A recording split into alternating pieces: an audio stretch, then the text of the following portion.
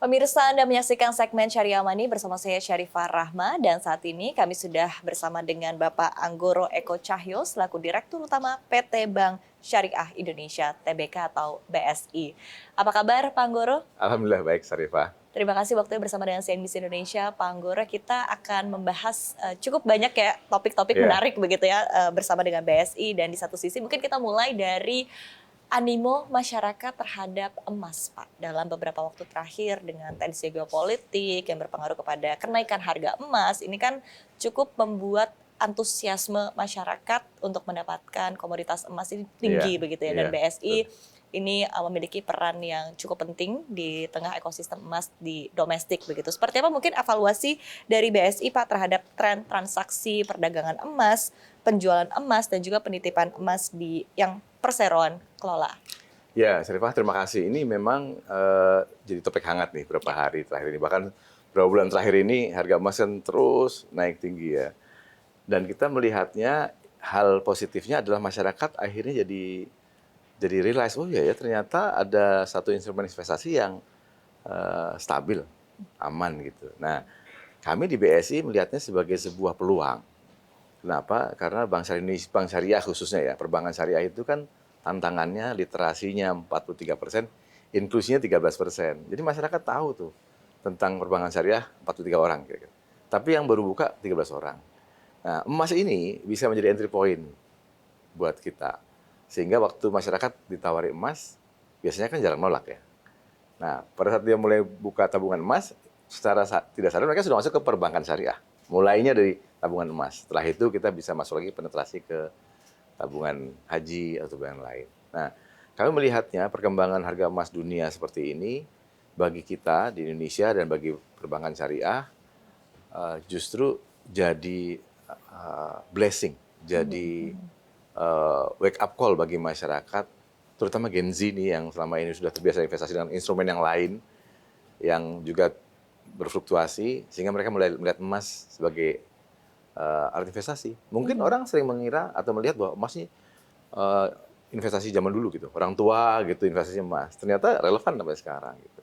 Ya, kita melihatnya itu sebagai peluang yang bagus bagi perbankan syariah di Indonesia, khususnya BSI. Baik. Nah, di satu sisi peningkatan transaksi layanan bank emas atau bullion bank BSI, apakah ini juga seirama begitu Pak dengan peningkatan nasabah untuk layanan ini, dan bagaimana mungkin gambaran dari profil nasabah? Tadi kan Pak Anggoro menyampaikan begitu ya bahwa emas yang kerap identik dengan tradisional ini sudah mulai diadaptasikan, diadopsi oleh generasi millennials dan juga Gen Z begitu. Nah, ini seperti apa Pak? Menarik itu. Jadi kita melihatnya tahun lalu, tahun 2025, BSI itu pertambahan jumlah nasabah barunya 2 juta nasabah baru. 500.000 diantaranya itulah nasabah yang menabung emas. Jadi 25% itu penabung emas. Padahal BSI itu kan baru mendapatkan license bullion bank itu 26 Februari tahun lalu. Jadi hanya waktu sekitar 8 bulan itu pertumbuhan nasabah penabung emas itu cukup tinggi. Nah, ini kita melihat tadi animonya tinggi. Pendorongnya pasti harga yang naik. Tadi pertanyaannya segmennya ya. Segmennya itu karena kita mulai mengedukasi emas dengan cara yang sederhana, siapapun bisa beli emas. Dan kita sering bilang begini, Syarifah, bilang ke orang-orang begini, penyesalan hari ini itu adalah melihat harga emas hari ini, gitu. Itu penyesalan terbesar tuh. Betul, sepakat Nanti Pak. kalau hari ini nggak mulai beli emas, besok ketemu lagi hari besok, lihat harga emas, lagi penyesalan lagi. Penyesalan hari ini adalah lihat harga emas hari ini. Jadi supaya nggak menyesal, hari ini langsung beli emas. Nah, waktu itu kita melihat segmen anak muda itu kan biasanya mesti kita permudah.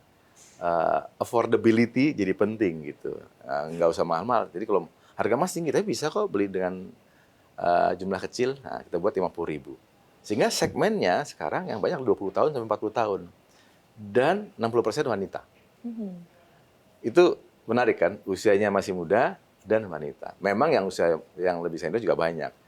Tetapi kita melihat dari 500.000 itu segmen muda menjadi penting karena kita mulai mengedukasi ke mereka bahwa emas ini kan sebagai alat lindung nilai juga karena dia terus meningkat seiring waktu gitu. Nah, ini menjadi mudah bagi kita, segmen menjadi menurun ke yang muda, berarti kan dia bisa menjadi potensial nasabah yang jangka panjang karena masih muda.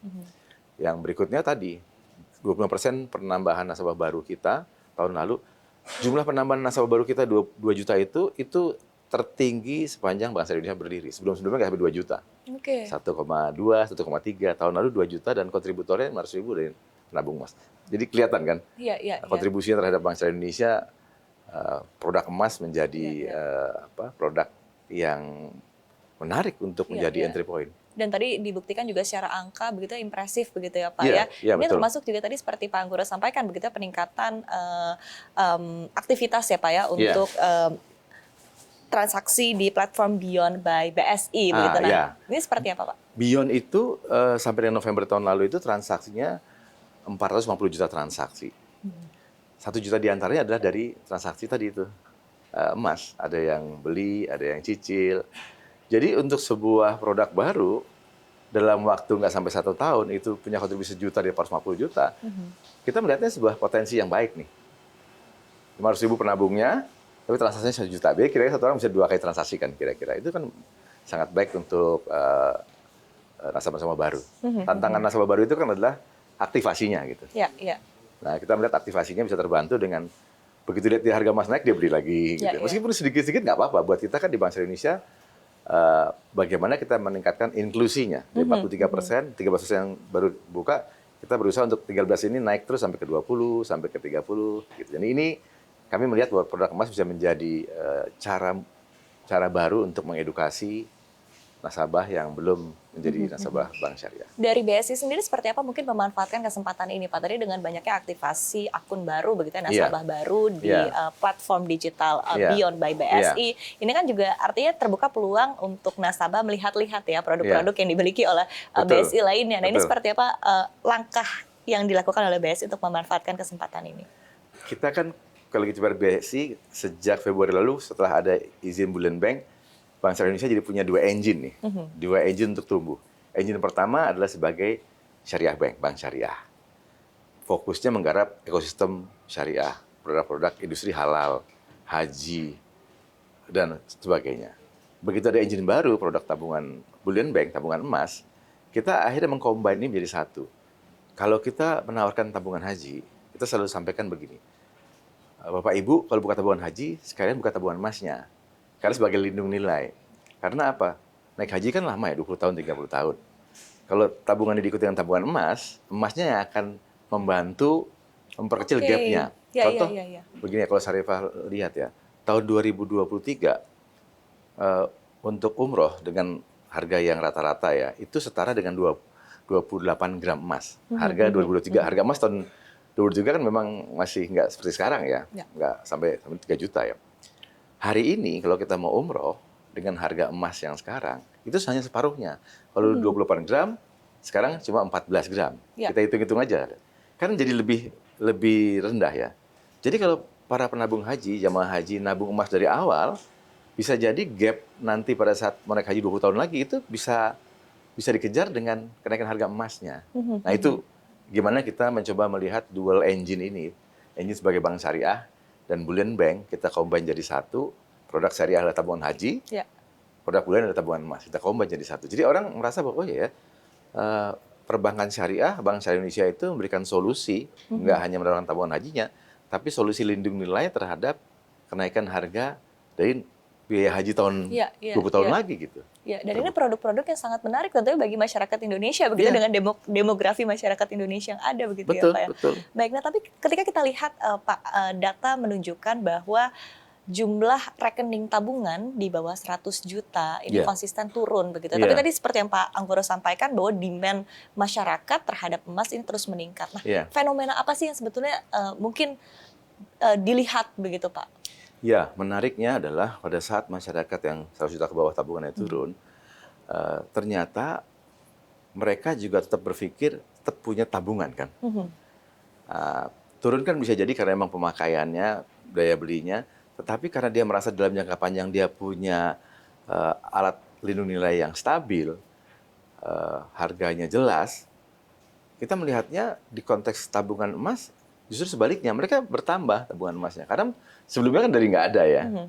Sehingga tabungan emasnya naik, kalau kami di Bank Syariah Indonesia melihatnya, tadinya kita berpikir begini, ini kalau nasabah-nasabah existingnya tabungan, kita tawari produk emas, tabungan akan turun. Ternyata enggak.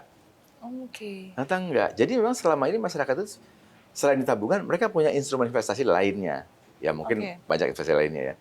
Nah itu yang terkonversi jadi emas. Sehingga kalau di Bank Syariah Indonesia kita melihatnya tabungan tetap naik, tabungan emasnya tetap naik. Dan hari ini tabungan emas di kami itu jumlahnya sudah kurang lebih 2 ton. Kalau di dalam konversi dalam tabungan emas ya 2 ton.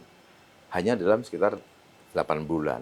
Itu kan artinya meskipun secara rata-rata tabungan itu turun, tapi segmen masyarakat yang memang sudah melek tabungan emas itu ya tetap menabung emas gitu. I see. Artinya memang ada diversifikasi dari masyarakat begitu ya Pak ya, tadi untuk tabungan tidak hanya dalam bentuk rupiah saja begitu, tapi juga dalam bentuk emas begitu, karena dianggap masyarakat ini juga sebuah instrumen tentunya yang cukup menarik untuk jangka panjang begitu ya Pak. Nah, balik lagi kita berbicara soal ekosistem emas di Indonesia begitu. Pemerintah juga kan saat ini tengah menggodok roadmap bullion nasional begitu Pak, dan which is BSI juga memiliki peran penting dalam ekosistem ini. Nah, mungkin pandangan dari BSI ya untuk kemajuan ekosistem bullion Indonesia ke depannya seperti apa? Ini menarik karena di Indonesia itu mulai dari Pak Presiden kan juga fokus di aset kita juga bicara mengenai ekonomi syariah. Regulator baik OJK, BI, juga kementerian itu fokus untuk memperbesar ekonomi syariah. Jadi pandangan kami semua concern ini kata kunci cuma satu, harus dijahit supaya kolaborasi, supaya nggak jalan sendiri-sendiri gitu. Semua orang kepengen meningkatkan ekonomi syariah, tapi kalau sendiri-sendiri ya nggak jadi apa-apa. Mesti bergabung, dan tadi kalau bicara mengenai bullion, di Indonesia kan baru satu bank emas, yaitu BSI ya, sebagai bullion bank. Ada satu lagi adalah Pegadaian. Ini menurut kami potensi yang besar bagi bullion bisnis di Indonesia, karena masyarakat Indonesia itu pada dasarnya familiar dengan emas. Di beberapa daerah memang investasinya adalah emas. Jadi kalau pemerintah saat ini mau menerbitkan regulasi untuk mendorong investasi ke sana, Presiden juga sangat mendorong ke sana, karena emas di masyarakat masih sangat banyak. Kalau dia bisa disimpan di bank, maka menjadi potensi ekonomi bagi masyarakat, bisa dimonetasi. Jadi masyarakat bisa taruh uang di bank, bank bisa mendapatkan modal dari sana, tarik uang untuk kegiatan ekonominya. Nah ini yang kita dorong mereka untuk mulai memanfaatkan bullion bank, untuk mereka bisa punya modal, punya kekuatan ekonomi untuk berusaha, gitu. Jadi maka regulasi harus diperbaiki. Kami sekarang sudah bisa penitipan emas, lalu tabungan emas, jual, perdagangan emas itu sudah bisa license-nya. Ke depan ya kita akan meningkatkan lagi kemampuan kita untuk nantinya bisa meminjamkan dalam bentuk emas. Tapi itu masih nanti ya. Poinnya sekarang dengan menabung emas saja masyarakat sudah cukup banyak yang terbantu karena merasa punya instrumen investasi yang setiap hari mereka senang tuh lihat aplikasi Bion, karena setiap hari kita update harga kan. Dan di Bion itu ada harga hari ini, harga yang lalu, dan investasi dia ketahuan hari ini udah untung berapa gitu. Nah itu setiap hari aplikasi Bion ini sering dibuka karena untuk dicek harga aja. Apalagi dengan kenaikan baru-baru ini begitu ya Pak, yang cukup signifikan begitu ya. Baik.